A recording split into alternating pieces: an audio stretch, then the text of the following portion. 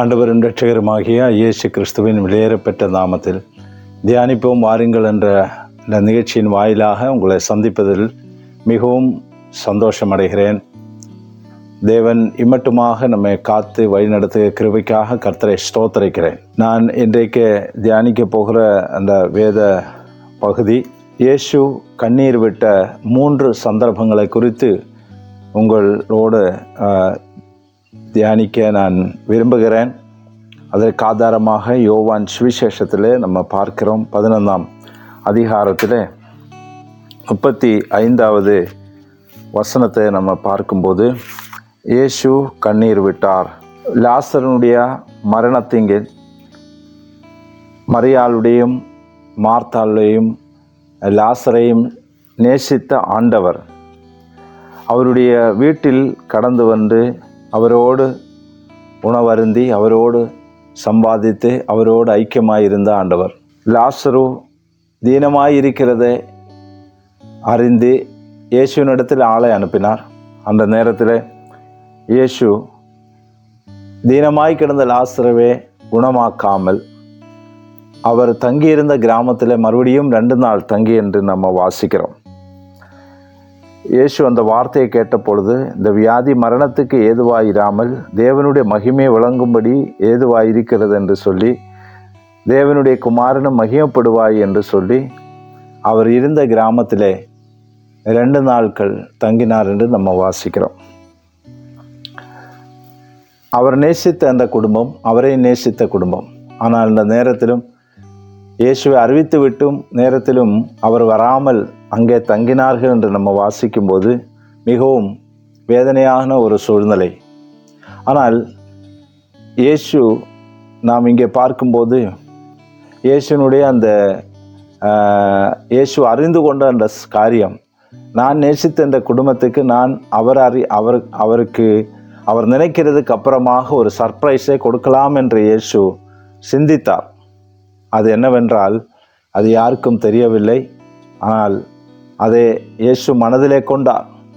இயேசு நேசித்த குடும்பம் என்று சொல்லும்போது ஒருவேளை மனிதர்கள் நினைப்பார்கள், இயேசு நேசித்த குடும்பத்தில் இவ்வளோ வேதனையான ஒரு சூழ்நிலை வந்தும் இயேசு திரும்பி கூட பார்க்கவில்லையே அப்படின்னு நினைத்து உலகமே அவனை குற்றப்படுத்தும் நேரத்தில் இயேசு அறிந்து கொண்டார் அந்த குடும்பத்தை குறித்து. நான் நேசித்த அந்த குடும்பத்துக்கு இப்படிப்பட்ட ஒரு நிலைமை வந்திருக்கிறார், ஆனால் அடுத்த ஸ்டெப்பு என்ன வருவார், என்னவாய் மாறுவார் என்பதே இயேசுவுக்கு நன்றாய் தெரியும். பிரியமானவர்களே, நம்மை நேசிக்கிற ஆண்டவர் பல வேளைகளிலும் ஆண்டவரை நாம் நேசிக்கும் போதும் நம்ம வாழ்க்கையில் வருகிற சோதனையும் பாடுகள் நிமித்தமாக நாம் இயேசுவே ஒருவேளை தவறாக நினைக்கலாம். நான் இயேசுவை அறிந்து கொண்டதன் நிமித்தமாக இப்படிப்பட்ட ஒரு சூழ்நிலை எனக்கு வந்தீரோ அப்படின்னு நினச்சி நம்ம கவலைப்படுகிறார்.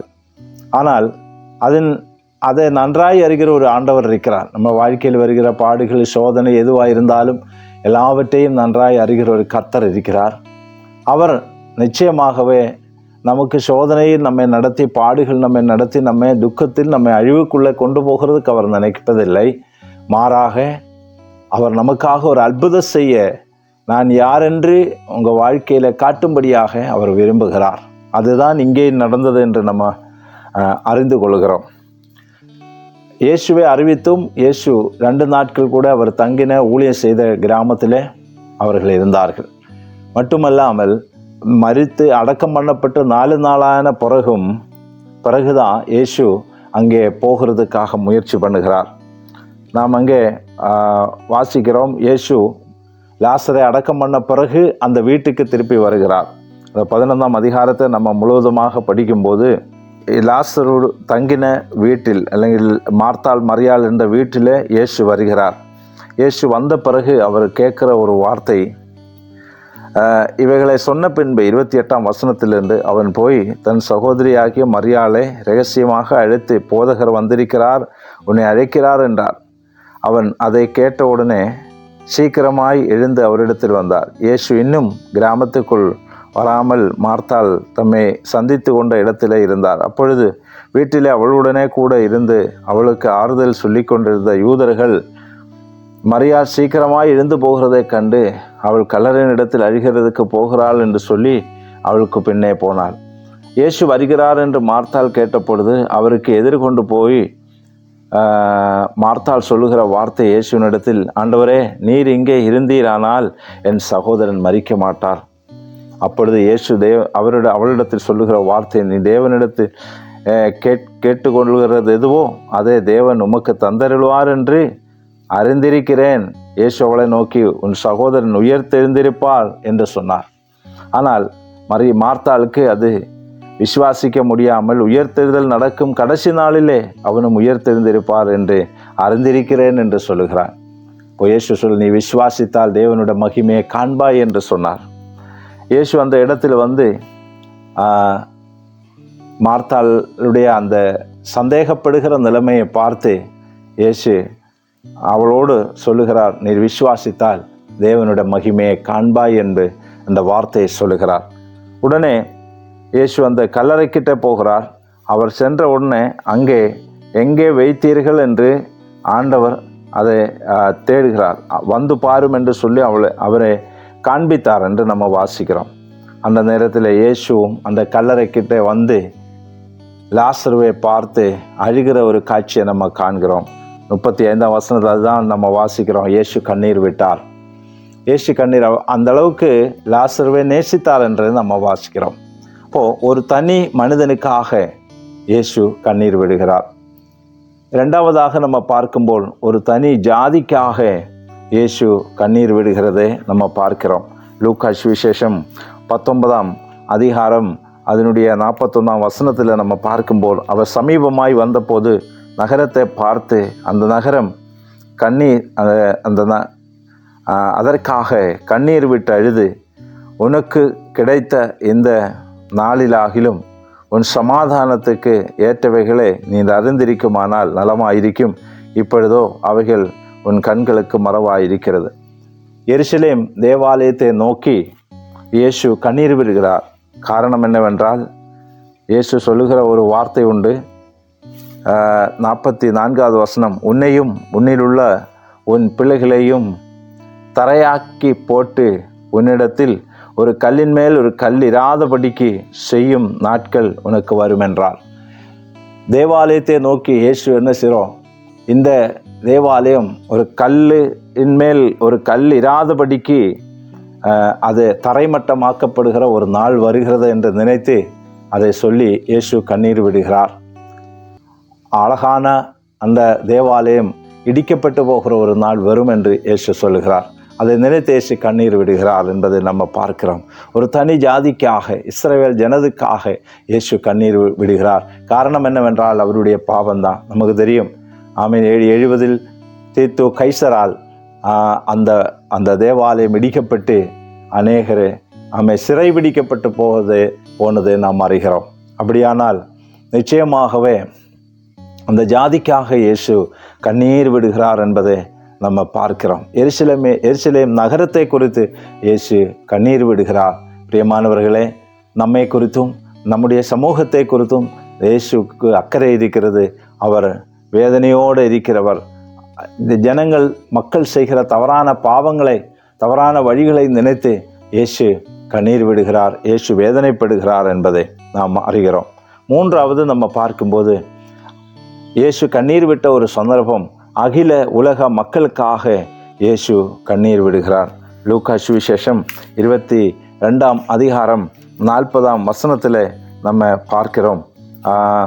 லூக்கா 22ஆம் அதிகாரம் 40ஆம் வசனம், அவ்விடத்தில் சேர்ந்த பொழுது அவர் அவர்களை நோக்கி, நீங்கள் சோதனைக்கு உட்படாதபடிக்கு ஜெபம் பண்ணுங்கள் என்று சொல்லி அவர்களை விட்டு கல்லெறி தூரம் அப்புறம் போய் முழங்கால் படியிட்டு, பிதாவே, உமக்கு சித்தமானால் இந்த பாத்திரம் என்னை விட்டு நீங்கும்படி செய்யும், ஆயினும் என்னுடைய சித்தத்தின்படி இல்லை, உம்முடைய சித்தத்தின்படியே ஆக கடவது என்று ஜெபம் பண்ணினார். இயேசு இப்பொழுது ஜெபம் பண்ணுகிறார். அதாவது அந்த கெத்செமனே தோட்டத்தில் தான் அனுபவிக்க போகிற கல்வாரி சிலுவையின் மரணத்தை நினைத்து தான் ஜெபிக்கிறார். தன் பிதாவின் இடத்தில் ஜெபிக்கிறார். அப்பொழுது வானத்திலிருந்து ஒரு தூதன் தோன்றி அவரை பலப்படுத்தினார். அவர் மிகவும் வியாகுலப்பட்டு அதிக ஊக்கத்தோடு ஜெபம் பண்ணினார். அவருடைய வேர்வை இரத்தத்தின் பெருந்துளிகளாய் தரையில் விழுந்தது என்று நம்ம பார்க்கிறோம். இயேசு கெத்செமனே தோட்டத்தில் ஜெபிக்கிறார். எதுக்காக? அகில உலக மக்களுக்காக ஜெபித்து கண்ணீர் விடுகிற நம்ம பார்க்கிறோம். வேதனையோடு அவர் ஜெபிக்கிறார். காரணம், எல்லா மக்களும் ரட்சிக்கப்பட வேண்டும் என்ற ஒரு பெரிய ஒரு நோக்கத்தின்படியாக அவர் அனுபவிக்க போகிற அந்த பாடுகள், தன்னுடைய மனுஷன் சாயல் என்ற நிலைமையில் தான் அனுபவிக்க போகிற அந்த வேதனை தாங்க முடியாத ஒன்றாக இருக்கிறது. அது இந்த கெத்செமனே தோட்டத்திலே இயேசு அனுபவித்து விட்டாய். அது நிமித்தமாக அந்த கல்வாரி மரணத்தை ஈஸியாக அவர் செய்ய முடிந்தது என்று நம்ம பார்க்கிறோம். ஆகவே இயேசு கண்ணீர் வடித்த 3 சந்தர்ப்பங்கள் நம்ம சிந்திக்கும்போது ஒரு தனி நபருக்காக இயேசு கண்ணீர் விட்டார். முதலாவதாக அதாவது லாசருவினுடைய சிநேகித்த லாசரு மரணப்பட்ட நேரத்தில் கல்லறைக்கிட்ட வந்து கண்ணீர் விட்டு அழுதான் என்று நம்ம வாசிக்கிறோம். கண்ணீர் விட்டு அழுதானாலும் எல்லாரோடு சேர்ந்து அவனும் அழுது அவருடைய துக்கத்தை வெளிப்படுத்தினார் என்பதை நாம் அறிகிறோம். அது மட்டுமல்லாமல் நாம் 2வது பார்க்கும்போது ஒரு தனி ஜாதிக்காக, எருசலேம் இஸ்ரவேல் என்ற ஜாதிக்காக இயேசு கண்ணீரோடு அழுகிறார். ஆமென். அந்த தேசத்தை நினைத்து, அந்த நகரத்தை நினைத்து, அந்த பட்டணத்தை நினைத்து, பட்டணத்தில் இருக்க மக்களுக்காக. பிரியமானவர்களே, தேசம் அழிவுக்கு நேராக போகும்போது, பாவத்துக்கு நேராக போகும்போது தேவன் வேதனைப்படுகிறார் என்பதை நிமித்தமாக நாம் அறிகிறோம். 3வது, அகில உலகத்துக்காக, உலகத்தின் மக்களுக்காக இயேசு வேதனைப்படுகிறார். அவருடைய பாவத்துக்கு அவர் கடந்து செல்லும் போது நமக்கு தெரியும், நினைவே தேசம் அழிவுக்குள்ளாக கடந்து போகிறது நிமித்தமாக யோனா அனுப்பி அவர் அந்த தேசத்தின் பாவத்தை குறித்து உணர்த்தும்படியாக தேவன் நிச்சயிக்கிறார். அங்கே போய் அதை உணர்த்தும் போது அவர்கள் அறிக்கையிட்டு தேவ சமூகத்தில் கண்ணீரோடு அவர் தங்களை தாழ்த்தும் போது அவர் வருத்தும் என்று சொன்ன அந்த அனர்த்தத்தை நினைத்து, தீங்கை நினைத்து தேவன் மனஸ்தாபப்படுகிறார் என்று நம்ம அறிகிறோம். ஆகவே நிச்சயமாகவே இந்த உலகத்தின் ரட்சிப்புக்காக இயேசு வேதனையோடு இருக்கிறார். அதுக்காக அவர் கல்வாரி சிலுவையில் மரித்தார் என்பதை நாம் அறிகிறோம். நாம் 1 தீமோத்தேயுவின் புத்தகத்திலே நம்ம பார்க்கிறோம். இந்த 1 தீமோத்தேயுவின் புத்தகம் 2ஆம் அதிகாரம் அதனுடைய முதல் 5ஆம் வசனத்தில் நம்ம பார்க்கும்போது, எல்லா மனுஷரும் ரட்சிக்கப்படவும் சத்தியத்தை அறிகிற அறிவு அடைவோம் அவர் சித்தமுள்ளவராய் இருக்கிறார் என்பதை நாம் அறிந்து கொள்வோம். எல்லா மனுஷரும் ரட்சிக்கப்பட வேண்டும் என்ற அந்த நோக்கத்தில் இயேசு இருக்கிறார். சத்தியம் அறிவீர்கள், சத்தியம் உங்களை விடுதலையாக்குவீர்.